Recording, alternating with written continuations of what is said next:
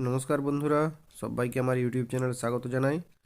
আজকের যে ভিডিওটি সেটি হচ্ছে গুলঞ্চ, গিলয় বা অমৃতা অনেক নামে পরিচিত এই লতাটি সম্পর্কে। এই যে দেখুন, পাতার বিন্যাস দেখাচ্ছি আমি উল্টো দিকে এবং সোজা দিকে, দুদিক থেকেই দেখানোর চেষ্টা করছি। এই ধরনের আরও দুটি বা তিনটি গাছ রয়েছে যেগুলির পাতা একই রকম প্রায়। যাতে কোনো কনফিউশন না থাকে সেজন্য আমি আপনাদেরকে দেখাচ্ছি। এর পরিচিতি কাণ্ড দেখেও করা যায়। এই যে দেখুন, কাণ্ডর মধ্যে কত ছোট ছোট গিটের মতো রয়েছে। আমি এটাকে তুলে দেখাচ্ছি। এটার ছালটা একটু আলতো করে চাপ দিলেই উঠে যায়। ছালের নিচেও দেখুন গিটগুলো রয়েছে। এই দেখুন, সবুজের উপরে ছোট ছোট ছোট ছোট দাগগুলো রয়েছে, দেখুন স্পষ্ট দেখা যাচ্ছে। এর কাণ্ড দেখে শনাক্ত করা একে বেশি সহজ। এটি একটি ভেষজ উদ্ভিদ।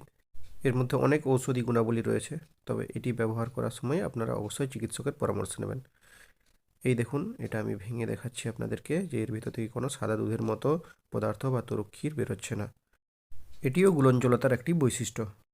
আমি যতটা সম্ভব কাছ থেকে আপনাদেরকে দেখানোর চেষ্টা করছি। এই যে দেখুন, ভিডিও শুরুতেই আপনাদেরকে দেখিয়েছিলাম যে গাছটাতে কিছু ফুল রয়েছে। কিছুদিনের মধ্যে আঙুরের মতো থোকায় থোকায় লাল রঙের ফলও দেখতে পাওয়া যাবে। ভিডিওটি দেখার জন্য সকলকে ধন্যবাদ জানাই।